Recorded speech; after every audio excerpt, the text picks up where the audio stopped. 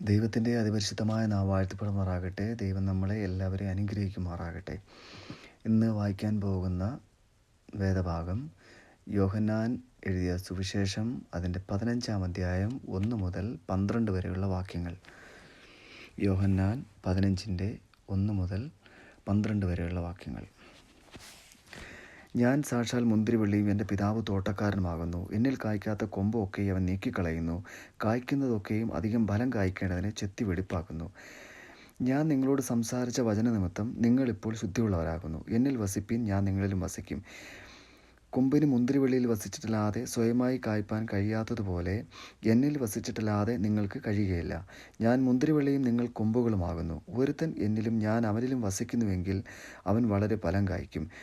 എന്നെ പിരിഞ്ഞ് നിങ്ങൾക്ക് ഒന്നും ചെയ്യുവാൻ കഴിയുകയില്ല. എന്നിൽ വസിക്കാത്തവനെ ഒരു കൊമ്പുപോലെ പുറത്തു കളഞ്ഞിട്ട് അവൻ ഉണങ്ങിപ്പോകുന്നു. ആ വക ചേർത്തു തീയിൽ ഇടുന്നു, അത് വെന്തുപോകും. നിങ്ങൾ എന്നിലും എൻ്റെ വചനം നിങ്ങളിലും വസിച്ചാൽ നിങ്ങൾ ഇച്ഛിക്കുന്നത് എന്തെങ്കിലും അപേക്ഷിപ്പിൻ, അത് നിങ്ങൾക്ക് കിട്ടും. നിങ്ങൾ വളരെ ഫലം കായ്ക്കുന്നതിനാൽ എൻ്റെ പിതാവ് മഹത്വപ്പെടുന്നു. അങ്ങനെ നിങ്ങൾ എൻ്റെ ശിഷ്യന്മാരാകും. പിതാവ് എന്നെ സ്നേഹിക്കുന്നത് പോലെ ഞാനും നിങ്ങളെ സ്നേഹിക്കുന്നു. എൻ്റെ സ്നേഹത്തിൽ വസിപ്പിൻ.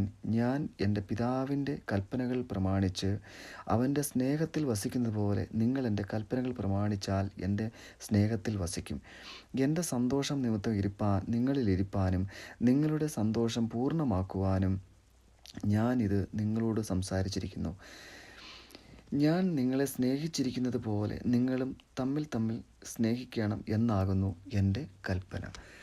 വചനം കേട്ട എല്ലാവരെയും ദൈവം അനുഗ്രഹിക്കുമാറാകട്ടെ.